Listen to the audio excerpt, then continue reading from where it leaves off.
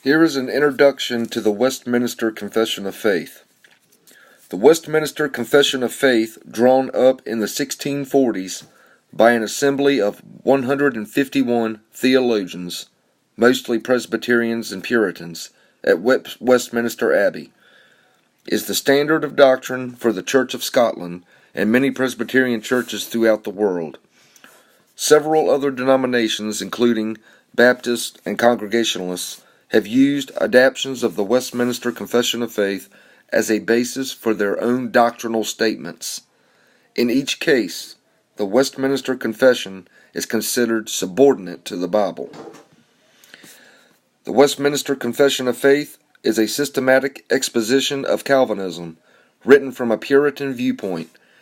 It was originally drafted to reform the Church of England and to unify the various Christian sects in England at that time. The document addresses doctrines such as the Trinity, the sacrificial death and resurrection of Jesus. The full Westminster Confession of Faith can be found online, or it can be found in any Trinity hymnal. The Westminster Assembly first convened in 1643, and the Confession was published 4 years later. Also at that time, the Assembly produced two other important documents, the Westminster Larger Catechism and the Westminster Shorter Catechism. The Shorter Catechism contains 107 questions and answers concerning God as Creator, original sin and man's fallen nature, Christ the Redeemer, the Ten Commandments, baptism, Holy Communion, and the Lord's Prayer. The structure of the Westminster Catechism follows the earlier Heidelberg Catechism, 1562, of the Continental Reformed Churches.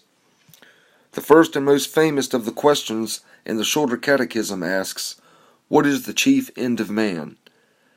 The answer is, man's chief end is to glorify God and to enjoy Him forever. The Westminster Larger Catechism can be found also in the back of a Trinity hymnal, or you can look it up online, as well as the Shorter Catechism. From about 1537, Protestant Reformed groups in Europe had seen the need to draw up their own formal doctrinal confessions.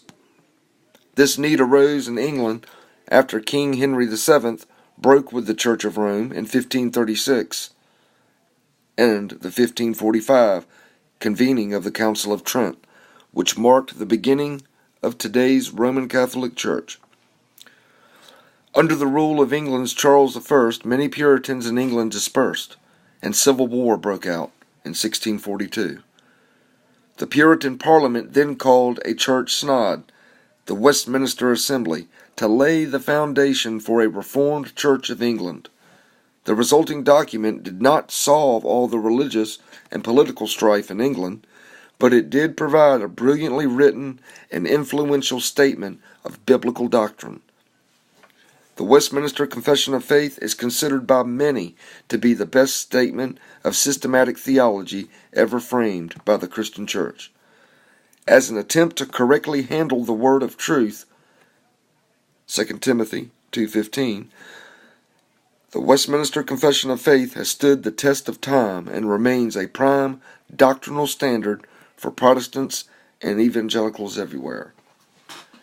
That concludes the introduction to the Westminster Confession of Faith. The next series of videos won't really be videos. They'll be just this picture here, thumbnail, and audio. So you can turn it on if you want to learn about this and just listen to it while you do chores or while you drive. Put a set of headphones on or whatnot. So it really won't be a video. It'll just be telling about the history of it and what the Confession of Faith means and what it stands for.